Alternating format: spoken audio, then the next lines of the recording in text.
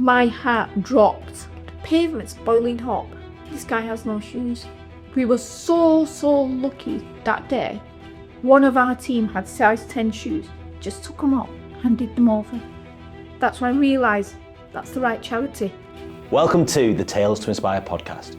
Before we get started on this episode, I would like to invite you to our community so that you can hear more stories to inspire change within your life and positive change within the systems in which we live.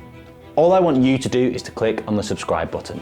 Your comments mean the world to us with anything that's resonated with you, and I absolutely love your support. I can't wait to go on this journey alongside you. Thank you so much for subscribing. Let's get into today's episode. I'd like to say thank you to our partners Wellsprings, who provided us a studio to share these stories. Now, Wellsprings provides opportunities for entrepreneurs and individuals with growing businesses in the Bolton area. Thank you so much for your support. I'd like to give a huge thank you to one of our key partners, Bolton CVS, in helping us share new stories of changemakers within Bolton, and that starts today. Today we go into a deep dive with Sital Raja Arjan MBE. I'm Sital Raja Arjan MBE, and this is my tale to inspire. Sital Raja Arjan MBE, welcome to the Tales to Inspire Thank podcast. you. I'm so excited to get into your story and learn more about your story and who you are, but also how you got to the point where you're at today. Yeah. And so let's go to the beginning. Where did life begin for you, and how did that start? Started off in 1972, stepped off the plane, walked into England, flew into England, should I say, and my uncle was waiting there with, my dad had already got here. It was all the Idi Amin saga, and my uncle turned up for me, my mum and my brothers, and 3 courts, because we turned up in safari suits and frilly dresses, and we did own courts. But it was freezing, and we realised this is our life forever. Did you come from Uganda then? Yeah, we flew over. Dad came first. My uncle Menrabai was already here. He come to train and become an accountant. Okay. But he foresees everything, and he knew this was coming. So he bought this detached house knowing his brother, wife and 3 kids are going to turn up at some point. We ended up in Little Eva. Okay. Only Asian family. Dad says, cut your hair. You have to do like English. Started listening to English music. They got me into nursery. Could speak a word of English. And the head of the nursery said to my uncle, have her watching Coronation Street every day and watching Top of the Pops. And she will soon pick up their English. So I always blame Corrie for my northern accent. Well, I love that. So do you remember Uganda? I don't remember anything. Okay, so you don't remember that, but then you came over here, and then so you come over here, you're learning through Corrie and Top of the Pops, which I love it. What was life like when you were younger? Did you have aspirations and dreams? Like, did you feel part of the community, or how did that We go? were welcomed with open arms, A new Asian family in Little Eva, it was a big deal for them. Everyone wanted to be our friends. Everyone came round, something we'd probably not experienced in Kenya because everyone lived so far apart.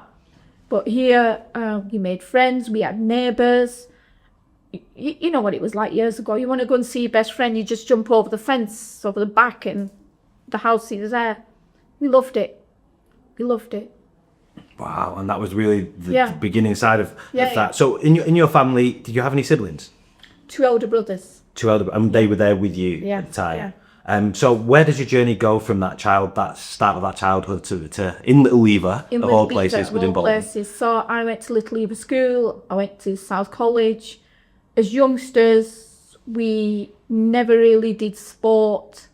We spent our afternoons stacking shelves in a family business. So by that time, all the extended family were here. So you had a grocery, you had a chemist, you had a nursing home, a mum and dad's shop. You were stuck in a business. That's what weekends after school were about. But it's done us no harm. Done us no harm whatsoever. At the time we used to think to ourselves, oh, I can't go to town with our friends and the rest of it. But had I been going into town with our friends, I'd have the knowledge I've got now. In terms of that, like, because obviously, well, not obviously, but I'm half Indian. My dad's Indian, and he's my ba and bapa, which my grandma and granddad came over in the 60s. And really similar journey of my dad started his own business, and that all kind of went in a.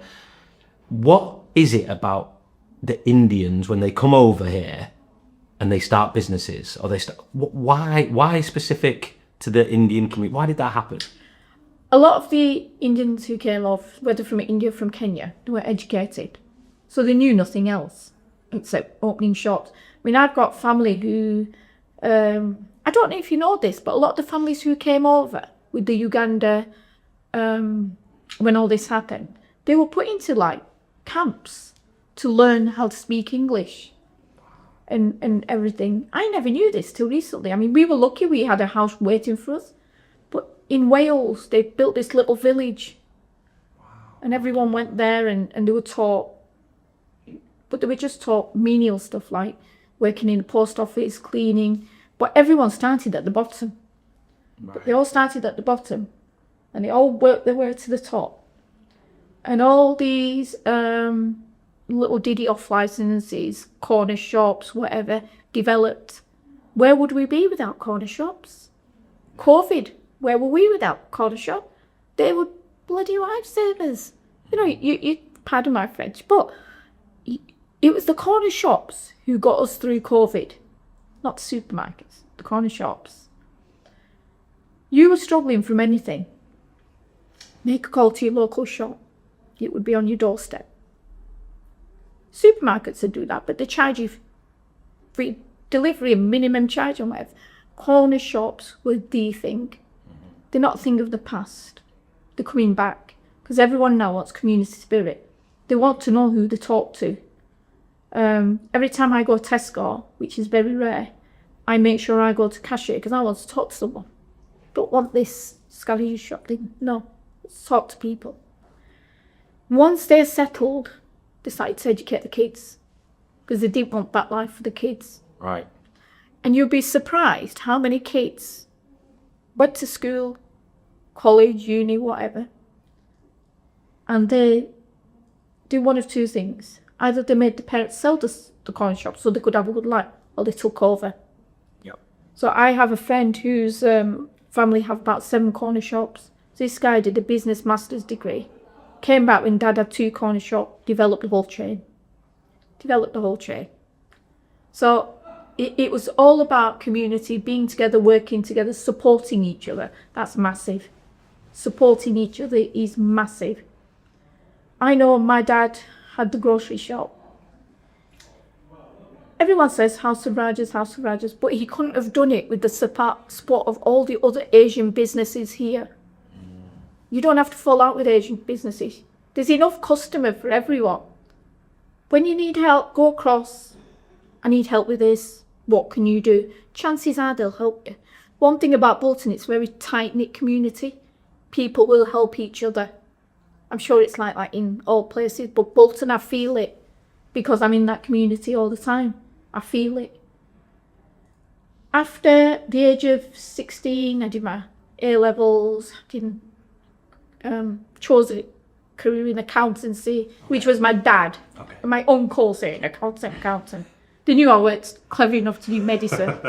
So did the accountancy thing, worked in a practice, swapped to a degree in marketing, did what I needed to do, came on Flying Start. Do you know what Flying Start is? No, I've never heard of it. So Flying Start is the 90s version of The Apprentice. Okay. Yeah. Right, okay. So I was the youngest candidate. I was the first Asian, youngest candidate, and I think probably one of only 3 or 4 women in that heat. And it was run by Tony Wilson. Do you know Tony Wilson? Okay, Google it. Right, Mr. Manchester. Okay. He hosted it. They had a team of judges, whatever. And anyway, they told me before the show, oh, you're not going to win. Says, yeah, okay. They said, well, we can't trust a 23-year-old with like £50,000 prize. So yeah, whatever. I've got my shop on TV that is worth its weight in gold. Yeah. You know. So I come on TV. 2 days later, Bolton Council called me. We think you should change your business into a tourism business. Okay. So instead of being a grocery and sari shop, I was now bringing coach parties in. Okay. Literally, coach party after coach party. We'd have catering ready for them. We'd do evenings, we'd do day. So under the banner, like visit Bolton, come here. Yeah. Right, okay. And would they bring the people in, or would you then? I was bringing the people in. Right, okay. Yeah. I did, when Dorothy Sandlin was part of the tourists. Okay. I think in Bolton. I got a lot of support. In fact, I did get a lot of support from Bolton. We used to merge together and do events in Birmingham to bring people in. Right. You know, we'd started this magical mystery tour. Okay. So they come to us, they go to Bolton Market, they visit town centre. Brilliant. People loved it. You know, you'd get, and a lot of people hadn't seen Asian shops. And it was amazing, the response we got, which led to me getting a lot of business in Bolton. Don't forget that it's not just about coming to visit me, it's coming to visit other businesses. Those who stayed the night, hotels benefited. And that's why my support for Bolton, the MBE came. Right, okay. So the MBE that you was awarded. Yeah. Tell me about that process. I know it was a while ago. Tell me about how that day. Did you get a random email or a phone call or? Well, I got a random letter and I shoved it in my bag because I thought it's not going to happen. It's just not going to happen. Someone's nominated me. It's the process. Don't read too much into it. And then a couple of weeks later, another letter comes and my dad opened it. And my dad said, have you read this? I said, Dad, don't talk about stuff like that. It's not going to happen. Don't raise your hawks. Come 2001, and we used to have CFAX. Do you know what CFAX is? Is that like the Yellow Pages? Is that No, what CFAX? CFAX was like Teletext. digital news, teletext. Right, okay, right, yeah.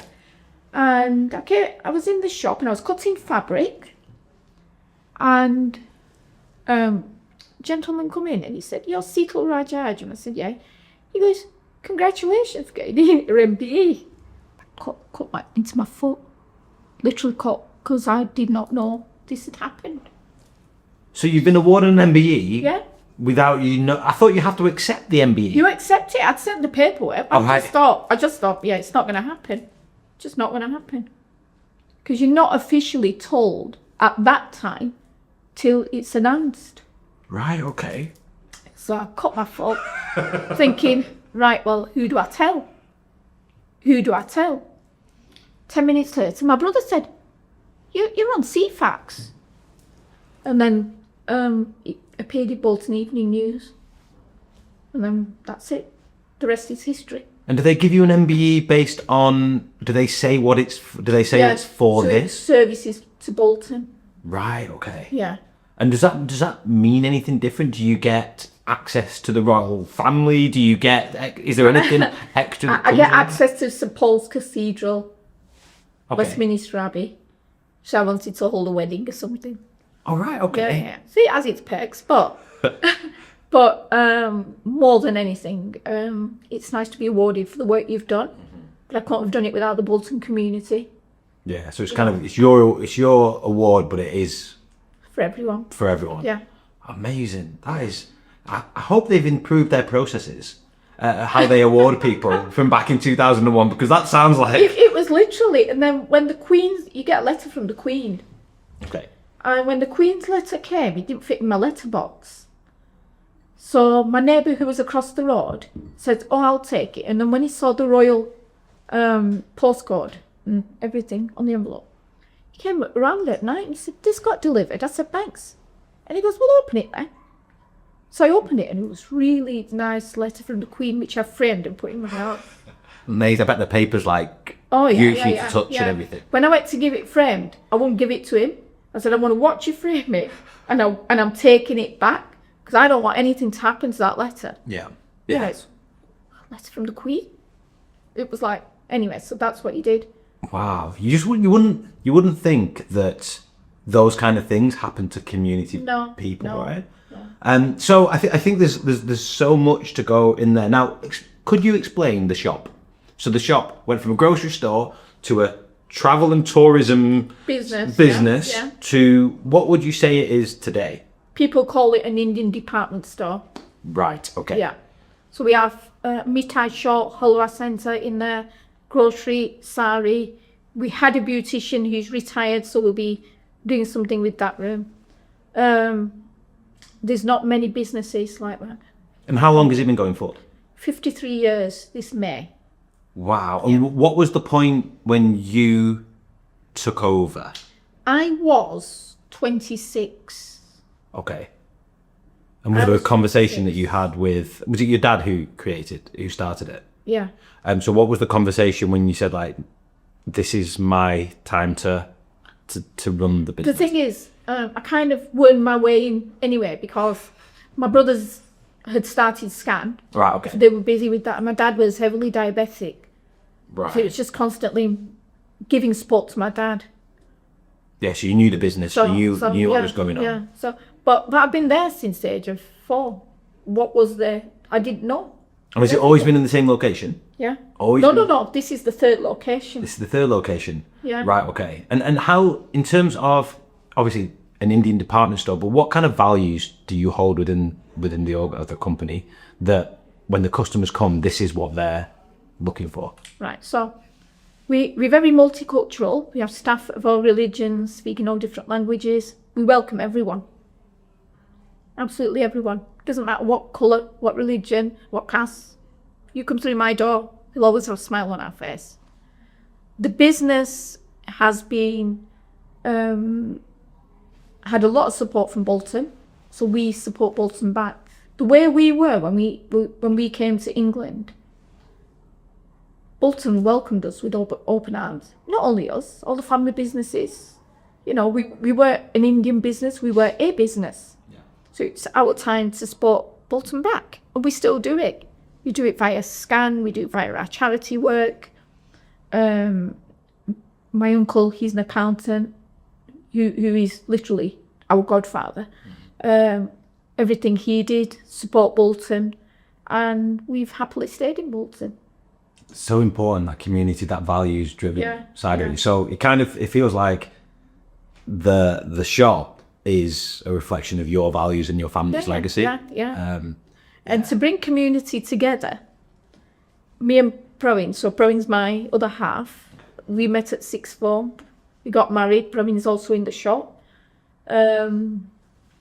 We argue about who's boss, but just easier to let him be boss. We decided to do something together for charity, and then we host this Sharad Punima Garba. Okay. So last year we raised 18,000. Wow. So Boot Up Breast Cancer Get a Cut, Homeless Aid UK Get a Cut, and then we have a surprise charity just to keep everyone on their toes. Amazing. We just invite, people will apply, and we have obviously reasons behind that. The charity must be an organisation where no one gets paid. Yeah. Then you can come in, you can say, check my form, whatever. And we run this charity together. And my uncle, who reached 80 last year, to mark his 80th birthday, we started the Raja Foundation, which is going to be supporting women and children in India and Africa, because that's where they're all from, with education and, making sure they have what a normal child has. So it would work all around. So I think the whole family, although we're all businesses, we're all very charitable. We've all realised we've all got everything in life. We've got a car, nice house. So it is our time to give back. Mm-hmm. And it's now gone to the younger generation. So my son, my nephews, who will slowly manage this Raja Foundation, because they've all been brought up with auntie donating, brothers donating. It's just a norm. It's the normal thing to do. I love that. I love the fact that back in 2016, I decided to run across the country and raise money. And I went over to Uganda, and I volunteered in Uganda. I ended up building a schoolhouse that to this day educates 150 children. Yeah. People were like, so you're running 4 marathons? Have you been to Africa before? I was like, no. And they was like, why Uganda? And to be honest, it wasn't anything to do with the migration. Idi Amin. Yeah. I literally got a globe, turned it around and pointed, and it was Uganda that it came to. Yeah. Went over there. Now, still to this day, we support over in Uganda 2 schools. But when you go to these places, you realise that the kindness that is shown through communities is so similar to here in Bolton. Yeah. To so similar to here in to Manchester, or to all over the world, in India, in our GAM, in our village. It's the same. Yeah. But the news, if you want to travel the world, you often get the reality. Of course you do. If you want to be fearful of the world, just read the news, I guess, or just watch the news, right? No. So I don't travel because I'm a vertigo sufferer. Are you really? I'm really bad. Yeah. Okay, I was going to ask you if you had ever been to Uganda or Kenya, or ever been? I've been to India 10 years ago. After that, the vertigo got so bad that I can't travel more than 2 hours by train or 3 hours by car. So I just realised that, listen, travelling's not for me. You travel, they give you medication, you get side effects. Is it really worth it? No, it's not.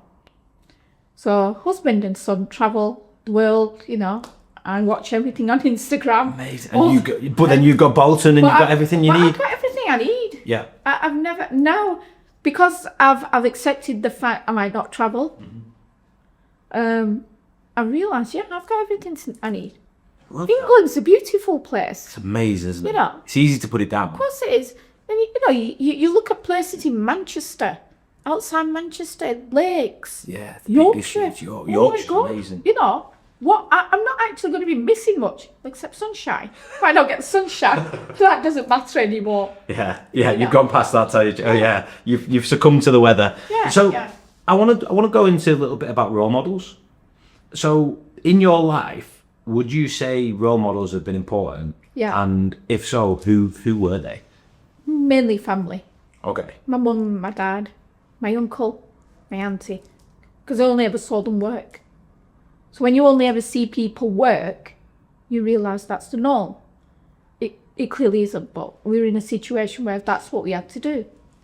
But they were very encouraging and lifting. Coming from a generation where when I was 21, 22, all my Asian friends were married, getting married, or already had the first kids. And I'm still studying. Because my parents realised that, no, this is the life our daughter, our niece has to have.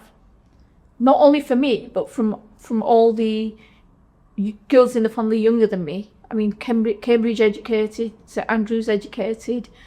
It was important for girls to be independent. And that's what our family gave us, independence, made us independent. I love that. The importance of that family and their role models. So it wasn't necessarily what they said, but it was what they did. Yeah. And how they did it. Yeah. So where do we find you today? Like, what are you up to today? How did you get into the charitable side of what you're doing? Although it sounds like it's always been there. It's always been there. I think a position was on butile breast cancer with Debbie, and I think Sital was growing up, when they get 9, 10, 11, they don't need the mums anymore. And I just needed something to do. But I had to have a charity where no one gets paid and it's transparent. And butile breast cancer just fit the bill, especially because we had a family member who'd had cancer. Right. So it just kind of, everything fell into place. Yeah. And I think, we going under Debbie's wing, and then Billa stepped in with Homeless Aid UK, which was only supposed to be a weekend, and 9 years later, I'm like, it's funny how it's just taken over our life. So I used to run a homeless outreach group in Manchester for 5 years, up until 2023. And some of the days, I remember coming back and being like, that was tough. Yeah.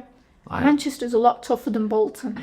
And how do you, if you have a situation like that, which is a challenging situation of someone's going through a real difficult time and you don't know what, sometimes you feel a bit helpless. Of course you do.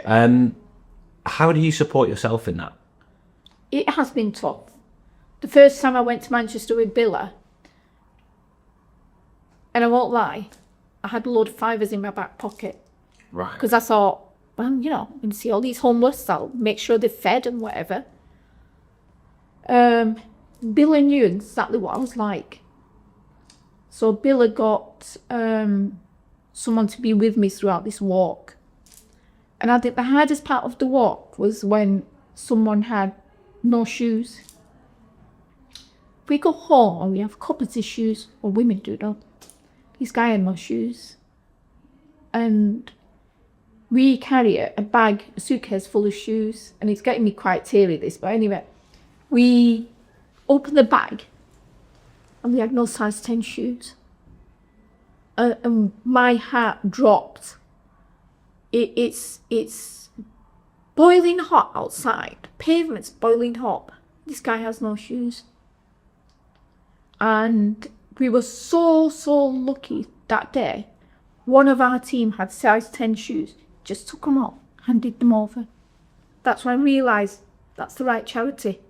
It's the people on that charity who've got the same mindset as me. I mean, yeah, it's making me teary, that.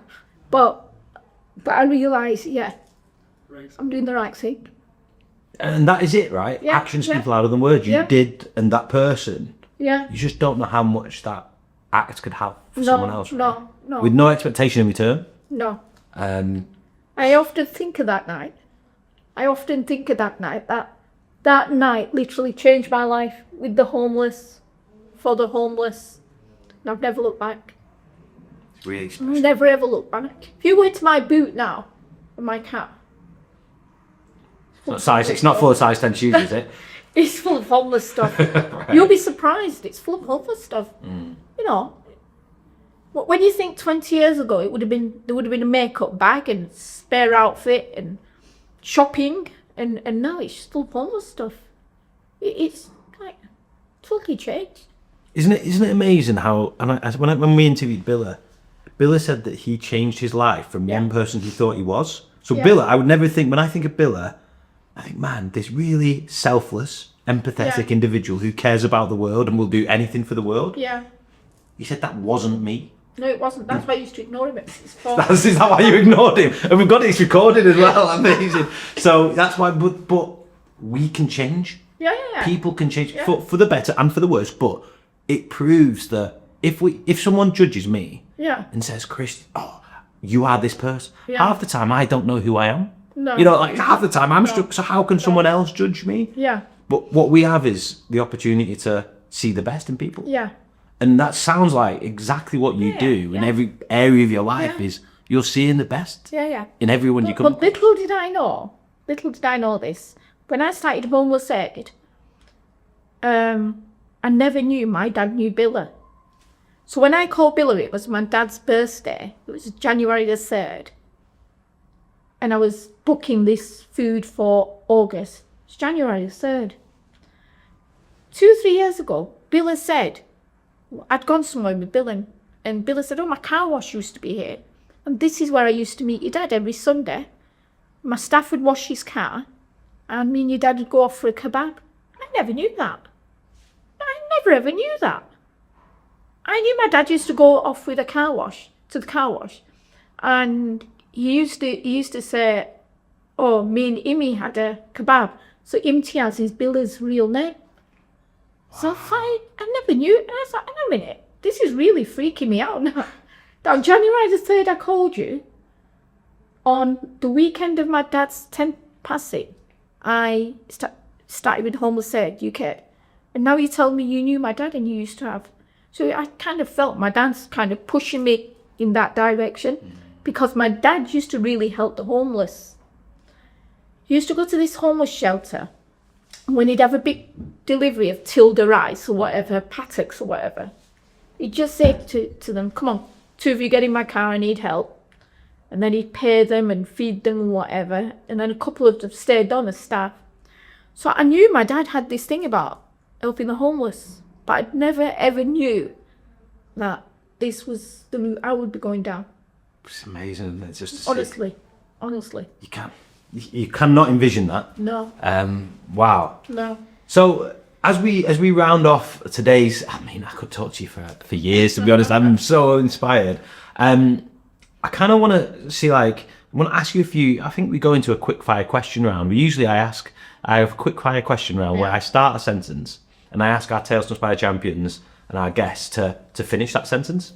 So you don't have to explain anything about it. All right. So if I start the sentence, you finish it, and then you don't have to explain anything about why I said that. Okay. So if I say, for example, let's go straight into it. Life is about Supporting one another. communities should. Help one another. Family is. Supporting one another. A good education can. Help everyone. Love that. And Bolton is. My life. I love that one.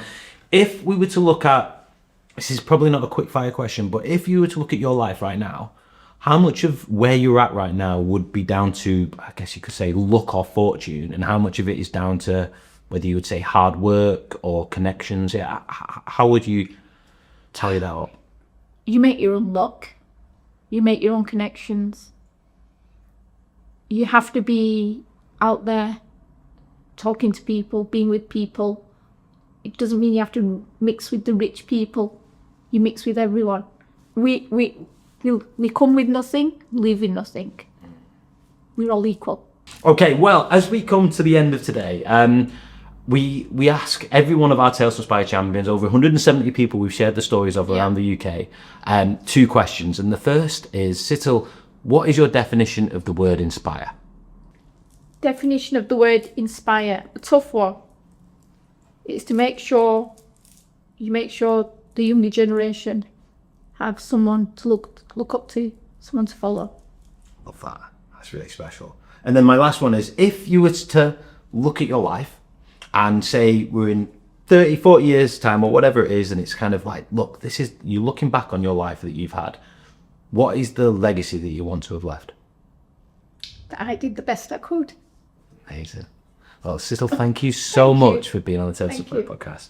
Thank you for watching today's episode. If you enjoyed today's episode, then please leave a comment in the comment section below, and we cannot wait to see you for our next episode.